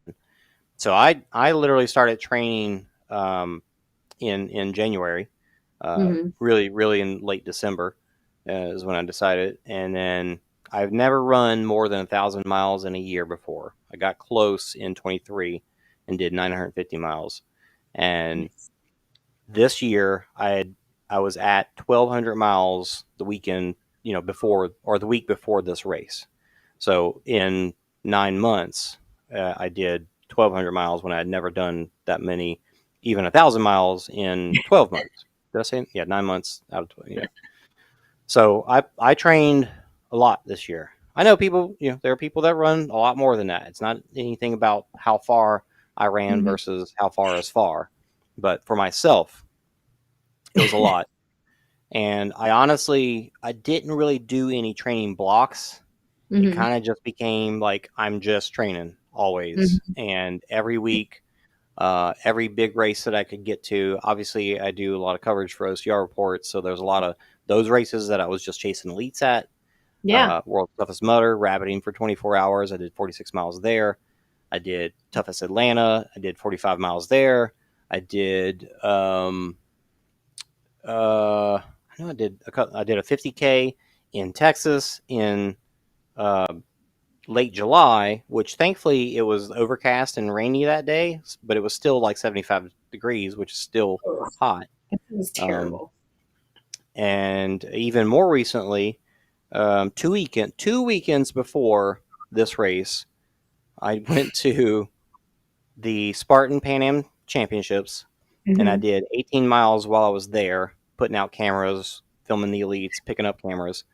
And then I came home that night and joined some friends for an overnight, like backyard type thing, like a practice 4 mile on the hour thing. Ultra. We did a 12 hours. And by the time I got there, it was already a couple hours in. So I did 34 miles there. So I did literally 52 miles or whatever it was that day, like within the course of that day. Crazy. And there was other races and other things in between that I just ran a lot. So I put in a heck of a lot of miles and felt like I was like, if I'm ever ready, it's this, like I've done the most I've ever done. I've never been more ready in my life. That's The what I complete thought. opposite ends of the spectrum is what you're Yeah, saying. right, Complete exactly. opposite ends of the spectrum. Like I probably ran a total of like 50 miles in August. So, yeah, And my then my monthly average was 120, 130. I had yeah, only 2 months early in the year that was less than 100, with a few months being like 170 something. It was yeah. nuts. So August, September were probably my worst running months. Worst running and training months because I think August was probably my worst month of all because I even got an email from my gym. They were like, "Where About are not you going at?" enough. Yeah, they were like, "Where are you at? We haven't seen you in class. Like, where are you?" I literally got an email from my coach that said, "Where are you at?" Yeah, so I one of the problems that I think I did was not having enough training blocks. Like I didn't take enough time off. And Yeah, leading up to this race, beginning of September, I went to Trifecta World Championships, Spartan Trifecta World Championships, and covered that. So that's 3 days of running straight that weekend. The following weekend was Pan Am Championship, so I flew out to Seattle for that, and then did 34 miles that night. And then the weekend after that, I had a friend, Terry Adams, that is a pro flatland BMXer. He had a documentary that was premiering that weekend. So this is the weekend before the race. So I drove to Louisiana Friday night to go see that. Saw some that's family while I crazy. was there on Saturday and drove back on Sunday. So basically, I had 3 weekends in a row of travel before this one, That's and crazy. I felt it. I went into this race. I went like to travel, and especially with my stupid bag not making it there, I wasn't excited about doing the race. I knew like you're going to get on the trails and it's going to be fun. You're going to enjoy it, but I Yeah, wasn't. I wasn't like you weren't pumped like rested. getting out there. Yeah, I wasn't rested for sure. I wasn't far enough from those like hard long runs or drives to Yeah, be like, yeah, I'm ready for another one. I wasn't really ready for another one yet, especially not 100 miler. But in the mountains. yeah, so so you got out there and you got to pass Colony Creek. Mhm. Do you know the Asian lady that was there? Do you know her? Mhm. Yeah. Yeah, What was so her she name? interestingly, I can't remember her name, but I Okay, so remember you know her I from remember volunteering with her, or just from yeah, seeing and I her? remember her from last year. I think she ran the 100K at this course Okay. last year. And then I think I want to say because she was at the community fire the night before. Hmm. I want to say she was talking about running Cocodona, like she Oh ran wow, the 250. cool. Yeah, she ran the 250. Hmm. Because it was her and her husband volunteering at that aid station, Hmm. and I want to say that they were at the community fire the night before talking about it because Yeah. whenever we were talking about like gnarly, gnarly feet Oh God, things. the things they were describing, like their whole bottom of their foot coming off with their when they peel off their socks. Like how do you run through that to get to that point? Like, I must be a baby because I'm like, if my feet don't handle themselves, I don't want to race. I don't want to run anymore. I mean, But people do it. I've certainly lost toenails, right? But like, I've literally never degloved a foot. Like, I've it's never not. lost a toenail, so when people talk about degloving their foot, ooh. Yeah, John's got some good stories too. So yeah, if you want to hear some great stories, go to the fireside the night before one of his races. Yep. Sometimes he has story time too. So when you got to the 50K turnaround, had you kind of decided before then, or were you I think so. tired, or like what made your decision? I wasn't tired necessarily. I got to the I think before I got to the 50K turnaround, I was like, I'm good. Hmm. I'm good. Like, you know, couch to 50K, I'm good. Basically. Basically a couch to 50K, I'm set. So the climb up, like I said, I was not in a rush at all. I ran when I felt like it, Hmm. stopped when I felt like it. I took lots and lots of pictures along the way. I ended up killing my phone battery before I ever even made it to Colony Creek. Oh So wow, geez. Man, I yeah, really should have asked you. I thought about asking you if you had some pictures to share that we could show on the show, but yeah. yeah, I have some, but not many. It was basically leading up to Colony Creek. Hmm. And yeah, it was just gorgeous out there. I was just really enjoying the day, honestly, and it was kind of just like therapeutic for me anyway, so it was really nice. Nice. So yeah, I would say before I made it to the turnaround, I was like, I think I'm gonna call it a day. And I'm gonna like, if they need some help at the start finish, I'll volunteer at the start finish, like keeping times or cooking food at the aid station or whatever they need. But then whenever I made it back to the aid station, I mean, still like John and Emily, his wife, like they were like, "Hey, you made it!" I'm like, "Yep, I'm here." They were like, "Well, how far did you go?" And I'm like, "I called it at 50K. That's good. Well, We're John good." did Yeah. the same, right? Yeah, he did the same. He's done like an ultra every single year. So every year he tries to like run one of his races or something like that. And so yeah, he trucked it out there right along with Now, us. I know he's not. I mean, he's very far removed from his prime of running. You know, he's been putting on races for 10 years. So when he was running races was long, long ago. Um, Hmm. did he? I know he ran. Did he like sign himself up for the 100? Do you know? Yeah. Yeah. Yeah, so that's why at the community fire the night before he was like, "Anna, you signed up for the 100?" I'm like, "Yup." He's like, "You doing it?" I'm like, "No."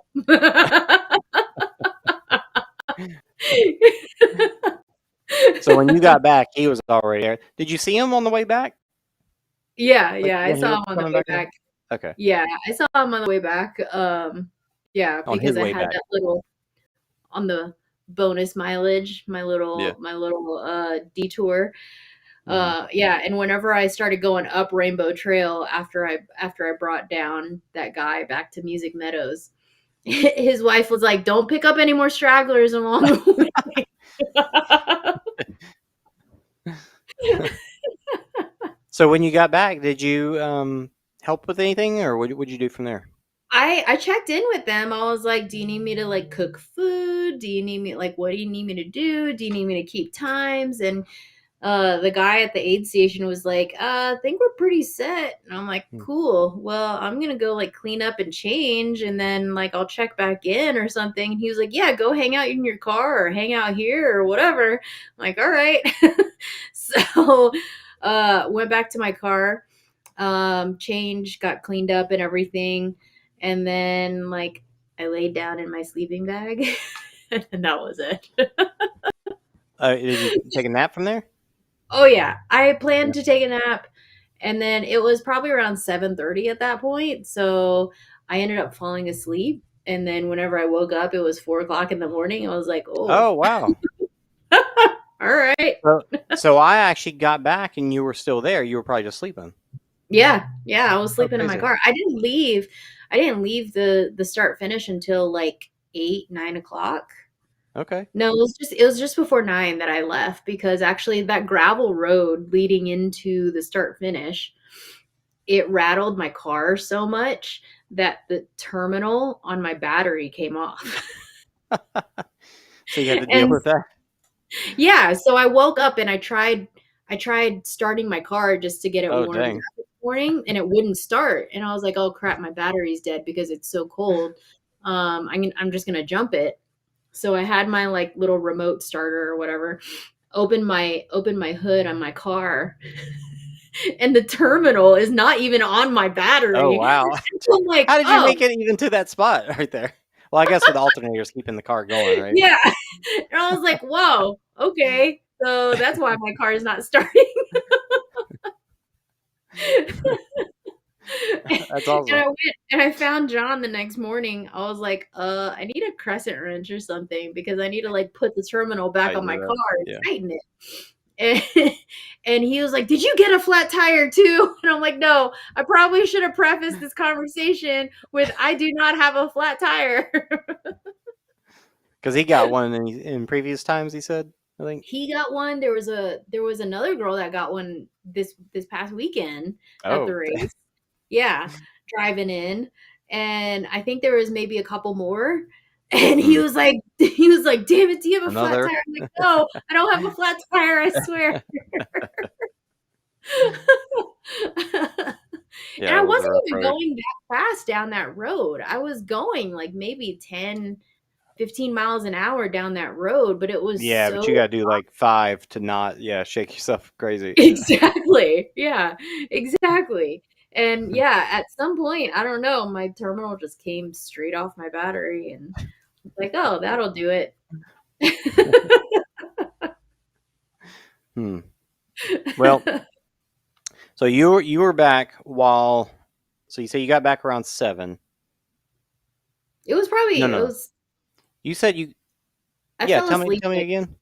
I fell asleep like around 7:30, but I think I got back to start finish around like 4:30. Okay, so before sunset, and then you fell asleep probably shortly after sunset.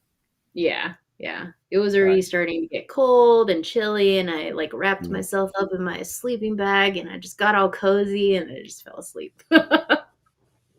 Well, I'll try to keep my the rest of my story for the race kind of succinct because I've already written up a whole recap of it on Facebook, and that I literally spent the entire 2-hour flight home writing. So if you want to know more, go read that because I gave quite a bit of detail. But basically, I felt like I said, sleepy and a headache through Colony Creek all the way to Horn Creek. And that, like I said, it just felt like forever. And I was just like, this is way too early to feel like this. And I'm struggling. And, I'm ready to drop already. And I'm questioning all the ways that I can quit. Uh, thinking like there's always oh, this wasn't my day. So I was like, well, I could just say that this wasn't my day because it just got real weird. But eventually I got to Horn Creek. I got some food. I got some Tylenol. I got some. And all right, now I mentioned Tylenol. I'll ask you. But I got some Tylenol and some probably some not noodles at this point, but a little bit of caffeine. So Mhm.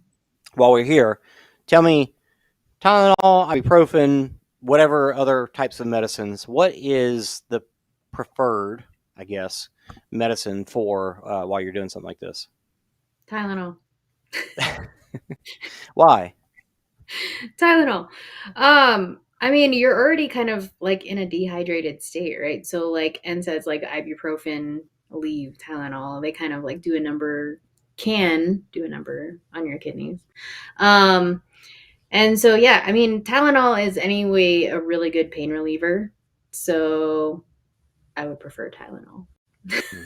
over I anything one that would have to do with being excreted or anything to do with your kidneys. Yeah, I know. Like They're after already after big races, like let's say it again. What what was the was last that? part? What was the last thing you said? I don't know. Uh, I don't anyway, know. I already forgot. The ibuprofen, I feel like works great for me after races, like whenever the aches and pains are setting in Mhm, and things start to swell. I mhm, feel like they do a great job with that. mhm. Is that okay? Yeah, so it's an anti-inflammatory, right? So like you're catching up in your on your hydration. Kidneys aren't working overtime anymore to like keep up with your activity, and you know you're not as trying to keep up with your hydration status and your electrolyte status, and your kidneys kind of do all that for you. So you don't want to add any insult to injury. I've always just preferred Tylenol only because it just works for me better than Mm. ibuprofen. Um, Well, if I feel like ibuprofen works better, is it okay to take once every X amount of hours, or is it yeah, something just is preferred to stay away from? no, yeah, that's fine. I would say that's fine. I As long as you're wouldn't not take something overdoing like it. yeah, totally. Because well, and also just anecdotally in my case, ibuprofen doesn't really work for me unless I'm taking a Mm. bigger dose, like 800 milligrams. So Which is I how would not many pills? I would not recommend 800 milligrams of Yeah, how ibuprofen. many pills is that? It's so what they usually come in like 200, so that's like four.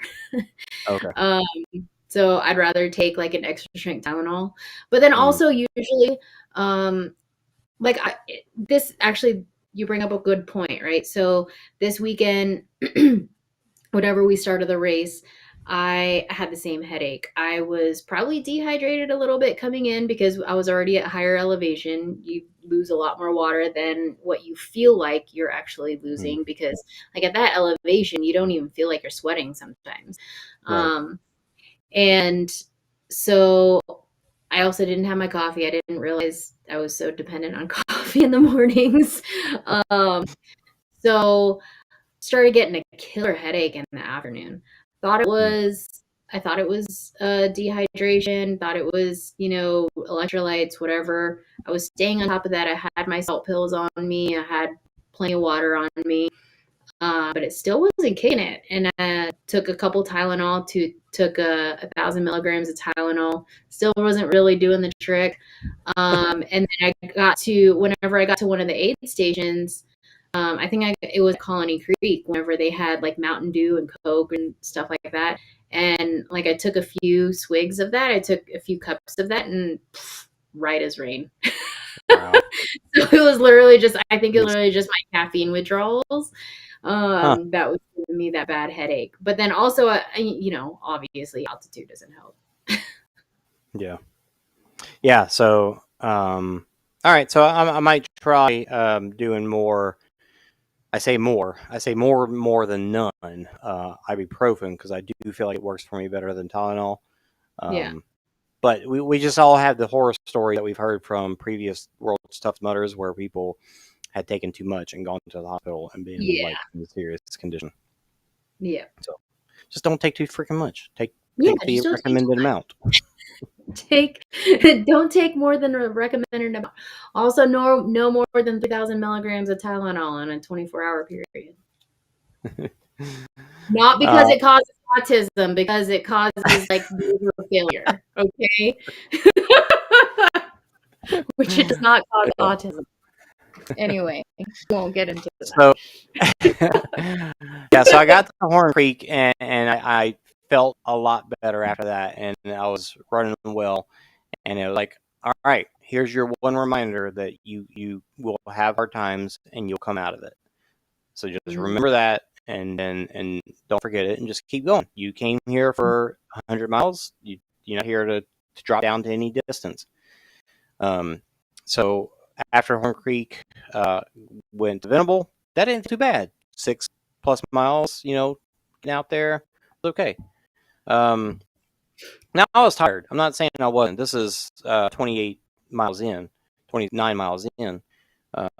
Then came back. I was like, all right, cool. Heading back to the start. Hopefully get back. My hope was to get back before dark and then be able to do the second lap of second out and back of that North Loop overnight and then to get back either enough time to see the sunrise on the climb to Music Pass, or at least get up there, during the daylight sometime. So on the way back, things got a little harder, and that 8-mile section between Horn Creek and Colony Creek, it's like they added some hills in there, and truthfully, they really did, because there is a big downhill section that, like, I'm almost sure I looked at my watch and saw that it was 3-ish miles of climbing coming out of Horn Creek all the way towards. And when you get done with that, you still got 5 miles to go. And that was the crazy part. And so it's like, it really felt like they added some section of trail that wasn't there before. So I get back, and I'm still kind of running, walking, and I'm kind of determined. I'm getting close back to Music Meadows, and I'm determined, like, I could drop to 50 here. I could go up to, I don't know, whatever it was, maybe do one more climb to get up to Music Pass to do 100K, whatever the case was. And I was like, I didn't come to do those distances. I'm going to be determined, get into that station, the start finish, get my stuff and get out. Like, if I get out, I've got no choice. I'm not going to turn back. So even though my pit was about 30 minutes, because I had to, like, eat and get headlamps and lube up and use the bathroom, and I didn't have a crew. That's one thing that I've been told, that if I go back again next year, I have to have a crew. I've been told that by my family. Volunteer. Which will be great. I actually had somebody offer to crew me this year, and they weren't able to. Super sweet of them to offer, but nonetheless, I was willing to do it on my own anyways. But yeah, so no crew. So I'm doing all this stuff by myself. I get out, I get some noodles, and I eat most of the noodles and drink all the broth before I go, and while I'm waiting for a hamburger to finish cooking. And I'm like, okay, when my hamburger finishes cooking, I'm going with that hamburger. So I took the hamburger with me, got on the trails. And because it was dark, and because these trails are so rocky, I decided, and I counted the hours, and I was like, if I walk, 3 miles an hour, that'll get me back shortly after. You're doing dark. The ultra math. Yeah, I was doing ultra math. Yeah, absolutely. And so I was like, okay, because it is dangerous, rocky, I'm gonna walk, especially while I'm eating this burger. I'm gonna eat this burger, and it probably took me an hour to eat the dang burger, just because burgers are kind of dry. It had some ketchup on it. I should have asked them to put more. And I'm like, taking swigs of water to swirl around with the burger so it'll go down. Oh, gross. Yeah, not appetizing. But I eat the burger, and I continue on. I get through Colony Creek, and just before Colony Creek, it started to sprinkle. And I brought with me a windbreaker, not a rain jacket. I was like, dang it, this rain, if it gets any heavier, I'm going to get soaked, and then I'm going to be cold because I'm walking, I'm not running. When I got to that aid station, that the Asian lady, she gave me one of the big old trash bags, and I was like, cool. I don't feel like I need it, but just in case. So you poke the hole through it, put your arms out, and it was a long one. Like, it went down, halfway down my shins. And so I sat there for a minute, got some food stuff, and went out with the trash bag. And then it kind of, like, it was barely sprinkling after that. I would probably been fine. But I did wake up a little bit during that sprinkle, so I remember what time that was. So it did help keep some warmth in, though, because I wasn't running as much. It was nice. So my plan was, like, when it's downhill enough that will force me to run, and it's not rocky, I'll run. Other than that, I was planning on just walking it out because it was so rocky. So I was doing that. I was doing that pretty well, and got all the way to Horn Creek. And when I got there, I was pretty tired. I mean, at this point, it's 64 miles in, and they had blankets there, so they were like, a couple people took a dirt nap right here. And I was like, all right, I need to rest for a moment. So I laid in the dirt, put the blanket on me, and did the normal stuff. Like, got my got what I needed. And then there was another guy that had got there before me, and he was sitting in a chair. And I got up and started heading out. He's like, "Are you heading out?" I was like, "Yeah, it's too cold to be laying on the ground right here. Mhm. I got to get moving." So headed out and headed on to Venable. And at this point, I got to Venable and I sat down. They had a chair with 2 blankets on the chair. And at this point, it's getting pretty chilly because I think it was like 4 in the morning. And Mhm. so I wrapped one blanket around my legs and one over me, and my Yeah. legs just started to ache. Like Yeah. I was really just kind of like feeling the pain of it all.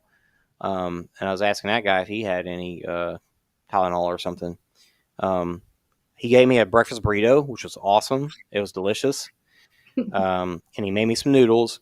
And then by the time I ate the breakfast burrito and got the noodles, I was like, all right, can I get another breakfast burrito to go?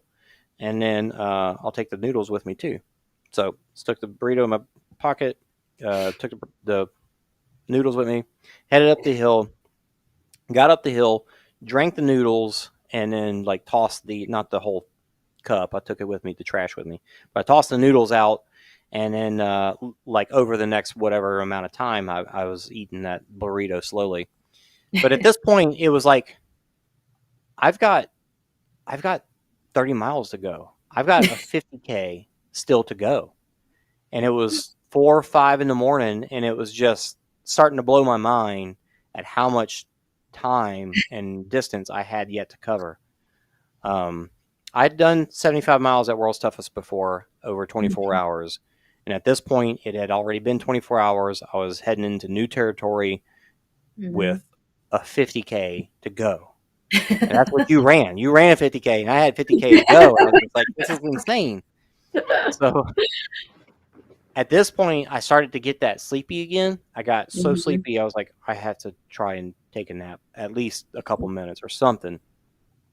So I laid down on the side of the trail a couple of times, and like people came by, and it just like messed with me. And I was like, all right, I'll get up and keep going. And then eventually, it was so bad, like I'm worried about that I'm going to trip and fall off the trail. And so I went off the trail where there was a flat spot, and I laid by a tree, and I had that big uh, trash bag, and I put my Trash bag knees inside over of you. it. Yeah, I put my knees up in it, and I'm like curled up, and I laid down with my head next to the tree. And the second I laid down, I fell asleep. And my watch was set to a 30-minute timer for nutrition reminders, and that's what woke me up. So I may have slept 30 minutes, I may have slept 2. I have no clue how much time had passed. Uh, and I got up, and I was like, "I'm awake now. Let's go." So I was feeling much better, and I was one of the crazy things about this race was because I was walking. It was my own fault for walking so much. How much time it took to get to the next aid station just felt insane. It was like it's got to be around the next corner. It's like it's got to be there. How is this so much further? Yeah. And and then you look at your watch, and it's like there's no way I've really got 3 more miles to go. There's no freaking way. And so when I woke up from that nap, it was actually like the one time in the race that the aid station was around the corner, and it was like, oh my god, how I can't believe it! I was actually so close. So I made it down to Horn Creek, and I got there, and again I was kind of determined. But at this point, it was 8:10, I think, Mhm. or maybe eight. Like it was just past 8 o'clock, and I'm pretty sure their cutoff time was 8:30. Somebody said Mhm. 8:45, but nonetheless, they were already picking stuff up. I was like, oh Yeah. crap! If I don't get out of here, then I won't make the cutoff. So I got everything done, and I left at 8:20, and they were Mhm. literally like, "You don't need anything else out your bag because we're putting it in the truck." And I was like, "Oh no, I'm going for it." And I was like, "Oh my god, this is gonna be the worst section of the trail. If I can somehow make it through this section, then I'm good, right? Like I gotta be because this is the hardest part." Yeah. That 3 mile sustained climb just broke me.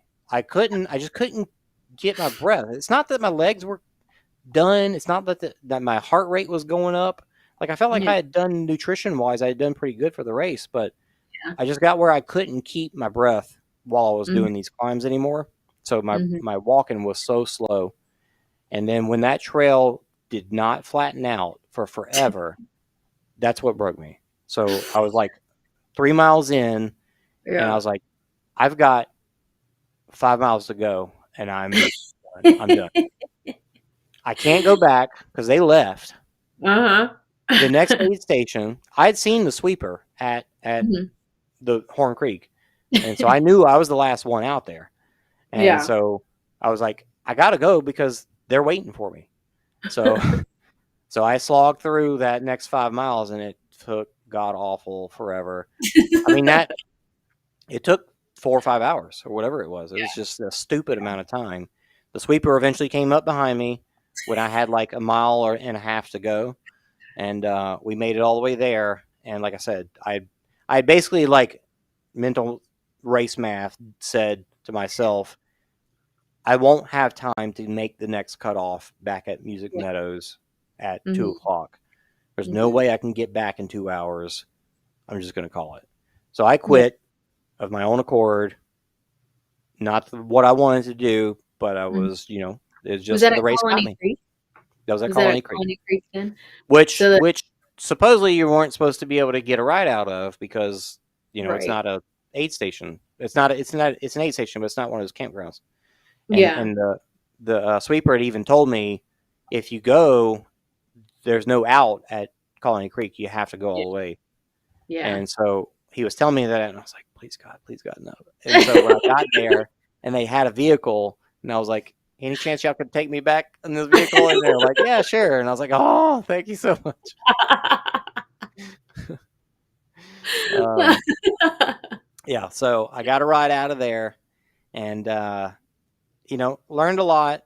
Not the finish I wanted. I finished with 86 miles, and I just felt It's like still a if lot. I it is and it's more than I've ever done, which is great. And it's a very commendable effort for your first 100 attempt in the mountains at altitude. Thanks. And I for would have me, it was more like because I felt like trash throughout the race. It was the Mhm. like way harder than it than I expected. I pushed Yeah. through way more hard stuff than I had planned on. Yeah. Even if I had finished with 100 feeling good, it was Mhm. just that much of a different race. Like I just Mhm. struggled so much. And I was just ready to be done struggling.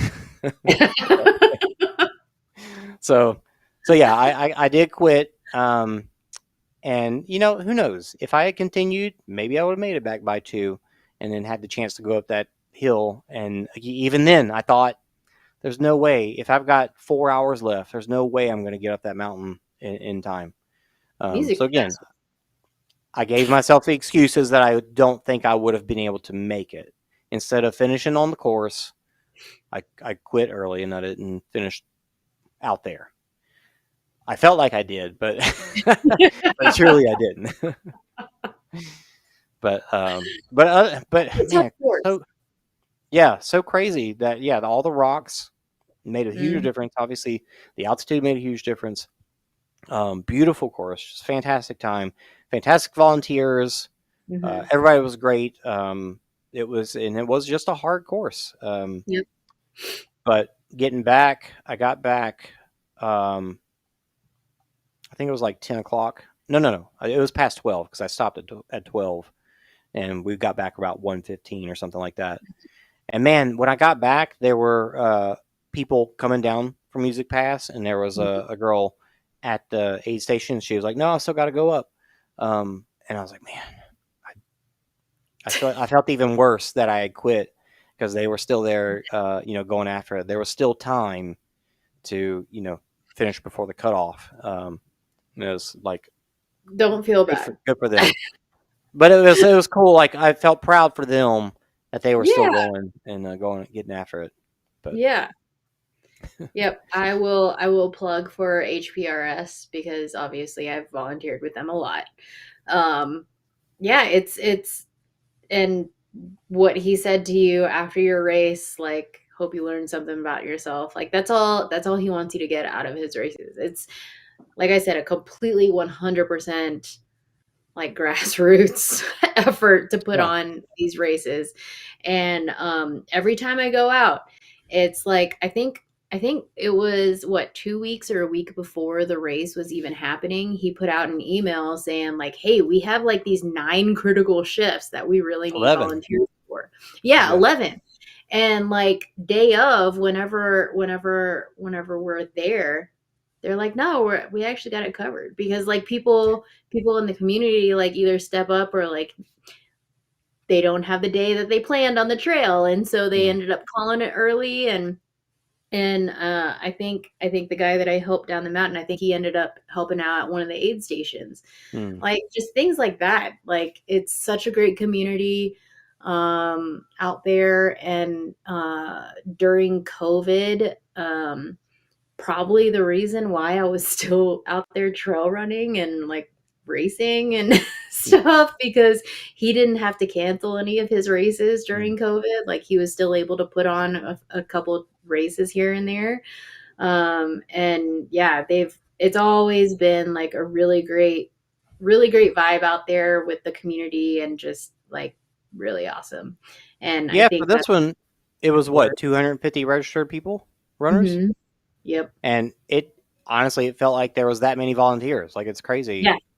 Yeah. how few It's so people well there were. supported. Yeah, and then what's great, right, is like a lot of the volunteers are people that have run his races before, or they've run other ultras before. So like Yeah. they know how it is.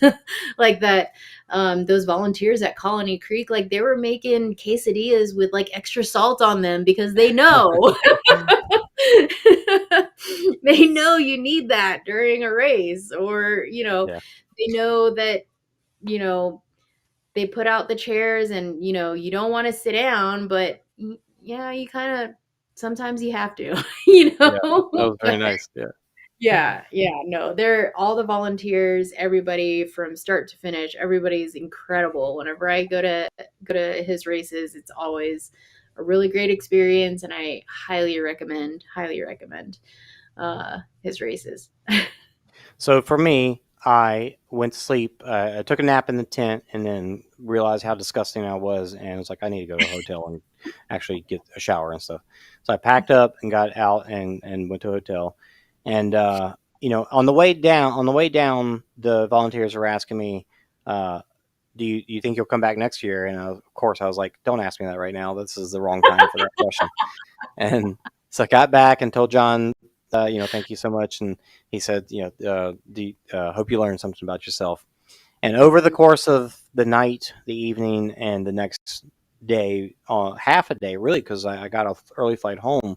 But over that morning, like just going over the race in my head, and I actually started making a list of what went well, what went bad, and then I wrote out that whole recap while I was on the plane and just thinking about it. I'm pretty sure I woke up that morning like I've got to come back next year. I've got to come back and finish this race. And I don't care about doing 100 miles. I've got to come back and finish this race. Like if another mile happens, another 100 happens before then, that doesn't matter to me. It's not going to be as big of an accomplishment as coming back and finishing this race. So I'm pretty Probably a determined to go personal back. vendetta against this Yeah, race. it really is. So I feel like I learned enough that I know where I can, help myself out to make next time easier, Yeah. relatively, and hopefully make it happen next time. And of course, even if it doesn't happen next time, then the next time after that, or there's a race out near Oklahoma border that I've DNF'd 3 times and I still haven't finished it yet. And it's only a 50K. It's just the sodium stuff gets me every time, and I haven't gone back since I figured that out. But maybe one day. Anyways, yeah. So I plan on going back next year, but you told me you would crew for me already.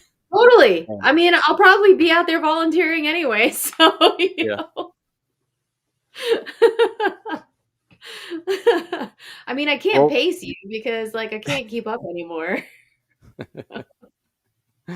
well, what is on your radar for next stuff, next races? What's funny is um I've been randomly asked by two people now, two separate people that don't even know each other. if I would do a high rocks with them. Oh, can you get tickets for one? I hear they've been really Oh, hard to I get don't into. know. I don't know. I don't know. I was like, well, I don't know. There is one in Colorado. No, actually, there's one in Houston, Oh, okay. um, which is pretty accessible to both of the people that asked me to do it with them. I Mm. just don't know. I don't know. I don't know if one's more serious than the other. I don't know. Who knows? But coincidentally, I've been working on this back piece of a tattoo, and my Oh, guy lives in Houston, so oh, okay. There you go. might as, Two birds with one might as stone. well go to a race and then go get tattooed later. Yeah. Yeah. Have you done? Have you done a decade yet? Oh yeah, yeah. I did Yeah. a Deca Strong, and then did what's the shorter one? I don't know. Mile. Well, strong There. is the shortest one, but mile is the Yeah. middle. I did the Deca, so I did one of each. I did a Strong and a Deca Mile, and then I think they had like a Deca Fit at Broncos, like the Broncos training facility. Did you do the Uh, first one with the grass on the turf? yes. I That's guess cool. so. Like it was in their training facility, like Yeah. inside. Yeah. I feel like they've only done one there, which was Yeah. their very first one. That's cool. Yeah. Yeah. So I Mm, did that one because it was like in town. So I was like, why not? mm, And so yeah, I did that one. That was kind of fun. mm. So I don't know. I was kind of getting into the CrossFit stuff, so I was like, oh, this is kind of Yeah. fun. Yeah, yeah. Right And on. like getting into lifting and everything, it's like a different thing. So it's pretty cool. Yeah. You definitely need those muscles for high rocks. Seriously. I did lift it 300 pounds. I was like, Are you yeah, serious? yeah. I signed up for this like deadlift competition. I don't know, last year, a couple years back, maybe it was 2 years now. I don't know. I can't remember. No, it was last year. And I was getting pretty heavy on my deadlifts, and like there was a local gym out here that does a deadlift competition for like charity. I was like, yeah, sure, I'll sign up for it. Why not? And at that competition, I hit 295 and I got third place. So I was like, Wow. cool. Well, it was also like age group. So like I got like second second or third place. Yeah, it was third place. Third place for my age group in that competition. And I was like, cool, this is fun. and and then I was like, I wonder if I could break 300. So I got 300 like once for one rep. Dang. It I was know. I'm sure there's technique and straps and all that stuff that would help with that, but my back would explode yeah. if I tried to do 300 pounds. I don't doubt that my arms and legs could get up the weight, but my back would Yeah. just pop in half. So that's Yeah. we're super impressive that you're able to do that. Yeah, Jeez. well, I mean, yeah, Brian introduced me to a lifting belt, so that Mhm. helps. Nice. Yeah. Plus, it also helps that, he's a strength and conditioning coach too, so Yeah. get a little personal tips. Yeah. Well, you also talked about a possible 100 in January. Yeah, my friend his birthday is in January, and he's training for 100 in somewhere out in Arizona. It was like Okay, so a I can't remember. that's not the John's race in No. San Jose No, no, and no, not El Paso. in El Paso, El El Paso. Paso in the Franklin Mountains. Yeah, nope. This one is a separate one. I don't know. He found it in Ultra Sign Up, and he was like, "Yeah, you should come out, and it's my birthday, and blah blah blah." And I'm like, "I'll think about it." I don't know. Well, if you do decide to do that one, like I said, you got me as a crew if you need. Yeah, Um, if we'll it's see. the same weekend as El Paso, then I'll come crew you instead of do that. Yeah, yeah, we'll see. Well, since this is his last week or his last year in El Paso, I'm considering You El thinking about it Paso. too? Yeah, I'm thinking about that one Mhm. too. So I'm trying to decide between the two because like I said, it's only a Mm. 10-hour drive from here, which isn't bad. Yeah, Uh probably the I same do for like me. yeah, I do like car camping. It's very Mm. convenient. So Awesome. Cool. Well, we've got, the OCR report, we've got the Super World Championships this weekend in Mammoth, California, where OCRWC was the past couple of years. So I'll be Nice. at that. And then 2 weeks after that is the last race in the Canadian Spartan Canadian Series at Blue Mountain. Nice. And let's see. So after that, I think Savage Race Florida is coming up after that. Two weeks after that, it is the last race of their year. They didn't have a series this Mhm. year, but they decided to take their series money and put it into every race. So every race has had payouts this year, which is really Wow. cool. In this last They race, actually hang out, right? yeah, right away at the race. Their last race is higher payout, 2,500 for first instead of 1,000, but they're Wow. actually paying five deep. I forget what fifth is, maybe $500, but really cool. Nice. And you have to have qualified by racing an elite race during the year. So expecting to see some pretty good competition for that one. Nice. That should be a pretty good race. Yeah. And then the last thing of the year for us is going to be DECA World Championships, which is going to be in Florida, in Fort Lauderdale. But, Nice. so I don't know what 2026 is going to bring, but I'm definitely going to look into that El Paso. El Paso? Did I say it right again? Yeah. Yep. El I'll look Paso. into that one. And I've already put Sangre de Cristo on my calendar for next year. So. Yes. Yeah, so he does Reg Fest twice a year. He does one in the spring and one in the fall. So I think Reg Fest might be coming up this time around, sometime in October. I know it's going to be sometime this month. So Reg Fest is whenever he has a whole bunch of discounts, and he does a whole like Facebook Live thing where if you sign up for one of his races during like the Facebook Live during Reg Fest, you get put into a raffle to win all kinds of stuff. Like Oh, cool. there was a guy that signed up for a race during Reg Fest and won like lifetime entries Oh, to jeez. his Wow. races. That's awesome. So yeah, you can win cool stuff like that. I won like a chamois butter like gift Mhm. basket. So I've Nice. got all the lube options that you could ever ask for during a Cool. race. I'll So keep an yeah, eye it's out that for sure. really cool. Yeah, Because and so you helped me with registration this past year with your volunteer credits, which was amazing. Thank you so yeah, much. Um, yes. but I plan on being a good athlete or racer this year and paying, so I will look out for the Reg Fest for sure. Yeah. That's actually a good plug too. So he encourages volunteering, and like I said, lots of volunteers for his races because he actually like pays you whenever you volunteer for his races. So he pays you and keeps a whole spreadsheet of race credits that you Mm, can use towards future races. So nice. I've volunteered quite a bit. And he also, like, if you volunteer overnight, you can get like a free entry into a race sometimes. It just Hmm. depends on like how critical the need is sometimes too, and it's really a cool trade-off. Yeah, those 100 milers aren't cheap for sure. No.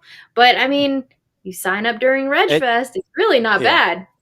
but it's also extremely understandable because you think about the people that are out there helping you and how long that they're having to be out there, and Mhm. it's definitely understandable that the prices are what they are. Yeah, all the food, all the supplies, Yeah, all the things. yeah. So, uh, Anna, any last thoughts about Sangre de Cristo? I don't think so. I think it was just probably one of the best weekends I've had in a while out there out in the mountains. It was the last ultra that I've had since I want to say February. I ran an ultra pretty much every month since then, at least a 50K. Um, so it's a nice little end to my year. Even though my OCR report year isn't over, this is the end of my training. Uh, I will continue to run, but I don't have like a specific goal in mind or mileage or anything like that. There's like I'm done for the year. As far as I am so done because I didn't, like I said, I didn't spread it out and did too much, and so I'm just like, cool. I don't have to train if I don't want to. So yeah, for me too. But yeah, it was a culmination of an incredible year. Some of the stuff Hmm. that I did this year and some of the fitness that I had and the races that I did has been amazing. And it really was a cool culmination, even though I didn't finish it, to break me down and to show me where I need to work and just show me an appreciation for it all. Was really fantastic. Awesome. So, and it was really cool that we got to do this because So cool. we hadn't done it in years. Yeah. Um, and I You still know, we have a text group with. Are you still in the OCR Report Messenger group? I am. I'm an observer at this point. Yeah. We have another one with the more active users where we don't bother you guys with the insanity that we talk about. But it I'm an is observer at this point.